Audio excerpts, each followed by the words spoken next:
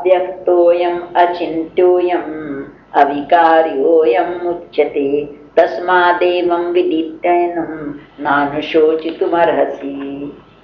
अर्जुन, ये आत्मा अव्यक्त है, अव्यक्त है, इसको वाणी से बोल के कोई बता नहीं सकता कैसा। वाणी से इसका, वाणी का विषय नहीं है, कैसे कोई वाणी से बताएगा इसको। तो मन से चिंतन बोले ना, मन से भी इसका चिंतन नहीं हो सकता, क्यों? मन भी वहीं से आ रहा है, मन भी स्वयं वही है। भगवान कहते हैं इंद्रियों में मन मैं हूं, और मन भी वही है, और वहीं से मन का भी जो सत्ता मिल रही है वो वहीं से मिल रही है। आंख सबको देखती है, अपने को कैसे देखेगी? अपने को कभी देखे नहीं। शीशे में भी प्रतिबिंब दिखता है, आंख नहीं देखी किसी ने। जैसे पिता के जन्म को बेटा कैसे देखेगा? नहीं देख सकता। तो ये जो आत्मा है ये अव्यक्त है, तो वाणी भी तो वहीं से व्यक्त हो रही है, तो वाणी उसका वर्णन कैसे करेगी? कर ही नहीं सकती। वाणी किसको भी सत्ता वही दे रहा है, और अचिंत्य है, मन को भी सत्ता वही दे रहा है, तो मन उलट के उसको कैसे जाएगा देखने? वहां पहुंचेगा तो वही रूप हो जाएगा, वाणी वहां पहुंचेगी तो मौन हो जाएगी। विकार रहित है ये जो आत्मा, विकार रहित है। जो विकार दिखाई देते हैं, जन्मना, रहना, फिर बढ़ना, फिर ठहरना, फिर ढलना, फिर जाना, 6 विकार इस शरीर में है, उस पर कोई विकार नहीं आता, कोई प्रभाव नहीं पड़ता। इससे हे अर्जुन, इस आत्मा को तू ऐसा जान करके फिर किसके लिए शोक करता है? शोक करने के लिए योग्य नहीं है, मतलब तुझे शोक करना उचित नहीं है। अज्ञानी हो, नहीं समझे, वो शोक करे तो ठीक है, मगर तेरे लिए तो ये शोक करना उचित नहीं है।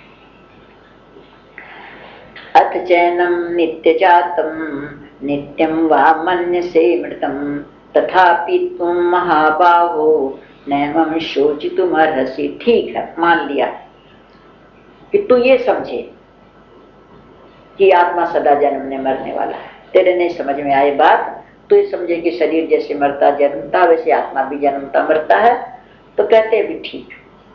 किंतु यदि तू ऐसे ही समझता हो कि आत्मा को जन्मने मरने वाला ही समझे, कि सदा जन्मता है सदा मरता है, तो भी ये महाबाहो, तब भी तुझको शोक नहीं करना चाहिए, तब भी तू शोक करने को योग्य नहीं है। क्यों? इसमें कोई उपाय नहीं है, इसमें अपना कोई उपाय नहीं है। जातस्य हि ध्रुवो मृत्युर् ध्रुवं जन्म मृतस्य च तस्माद् परिहारेऽर्थे न त्वं शोचितुमर्हसि। क्यों?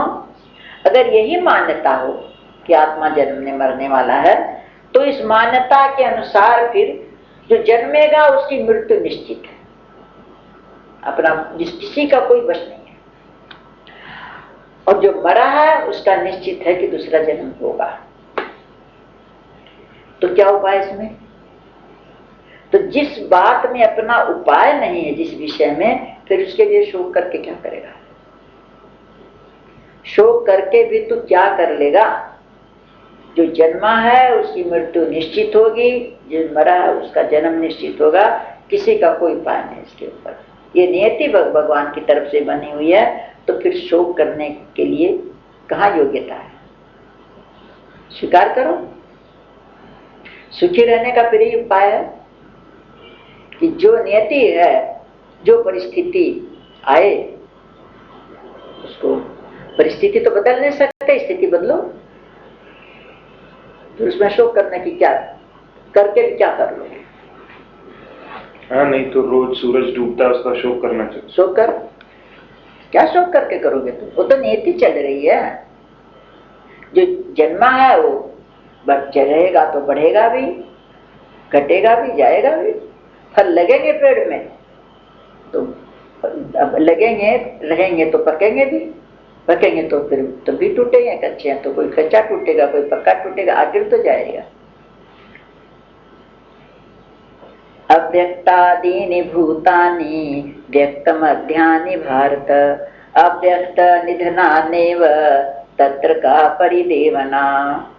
तू कहता भीष्मादिकों के शरीर चले जाएंगे, तो कैसे इनके शरीरों के लिए तू शोक कर रहा है? तो शरीर तो इनके भी मायामयी है, इनके शरीर भी तो माया की है, ये कोई अमर थोड़ी है इनका शरीर भी।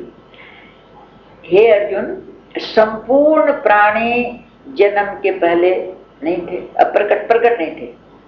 जन्म के पहले कोई प्रकट नहीं था, मरने के बाद फिर प्रकट हो जाएंगे, तो केवल बीच में ही तो प्रकट है, बीच में ही आकार है, पहले भी नहीं था बाद में भी नहीं रहेगा, ये तो प्रत्यक्ष दिखता ही है। तो फिर ऐसी स्थिति में शोक करके क्या करोगे? ये तो होना ही है।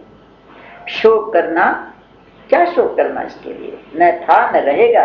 जो चीज पहले नहीं थी, जो चीज बाद में नहीं रहेगी, तो बीच में क्या हुआ? भ्रम ही तो हुआ,